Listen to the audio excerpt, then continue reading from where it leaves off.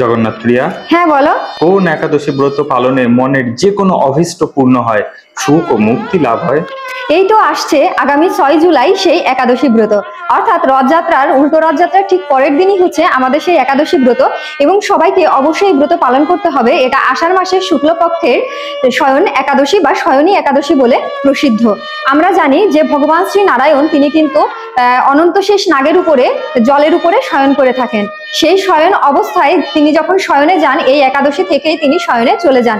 আর এই সময় থেকে কিন্তু সমস্ত শুভ কাজ বন্ধ হয়ে যায়। তো এই একাদশী নিয়ে কিন্তু অনেক বড় একটা মাহাত্ম্য আছে।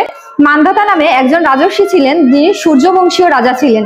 তার রাজ্যে এক সময় দেখা যায় হঠাৎ করে বিভিন্ন প্রকার অভাব অনটন দেখা যায় এবং কেউ বেদ অধ্যয়ন করে বা শাস্ত্র পাঠ করে শান্তি লাভ করতে পারছিল না। তখন প্রজারা না খেয়ে মারা যাওয়ার মতো একটা অবস্থা সৃষ্টি হয়। তখন মান্ধাতা রাজা এই সমস্যা সমাধানের জন্য তিনি বনে যান, কারণ তিনি প্রজাদেরকে সন্তানের মতোই পালন করতেন। তখন তিনি প্রধান প্রধান ঋষিদের সাথে দেখা করতে করতেই তিনি অঙ্গিরা ঋষির সাক্ষাৎ লাভ করেন। তখন অঙ্গিরা ঋষি বলেন যে যেহেতু এটা সত্যযুগ এবং সত্যযুগে হচ্ছে শুধুমাত্র ব্রাহ্মণেরা শাস্ত্রাদি পাঠ করবে, অন্য কেউ করবে না, কিন্তু তোমার রাজ্যে অন্যরাও শাস্ত্র অধ্যয়ন করছে।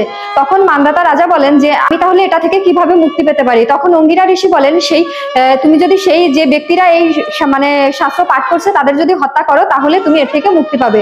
কিন্তু রাজা ছিল প্রজাভক্ত এবং তিনি প্রজাদেরকে সন্তানের মতো দেখতেন। তিনি কিছুতেই সব প্রজাদেরকে আঘাত করতে রাজি হন না। তখন তিনি বলেন এছাড়া যদি আমার অন্য কোনো উপায় থাকে সেটা বলুন, আমি কিভাবে প্রজাদেরকে রক্ষা করতে পারি।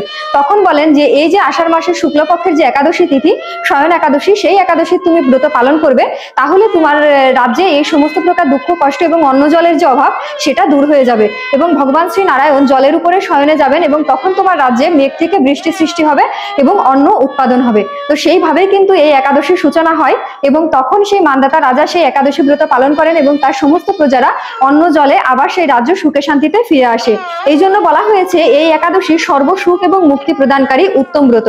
এই ব্রত যারা পালন করবে না তারা অবশ্যই নরকগামী হবে। তাই প্রত্যেকেই অবশ্যই এই একাদশী ব্রত পালন করবেন, নিজে এবং অপরকে উৎসাহিত করবেন এই একাদশী ব্রত পালন করার জন্য। আসছে আগামী 6 জুলাই সে একাদশী ব্রত, আবারও বলে দিচ্ছি, তো পালনের সময় আমি এখানে ডেসক্রিপশনে উল্লেখ করে দিব। অবশ্যই সবাই আগে একাদশী ব্রত পালন করবেন। হরে কৃষ্ণা।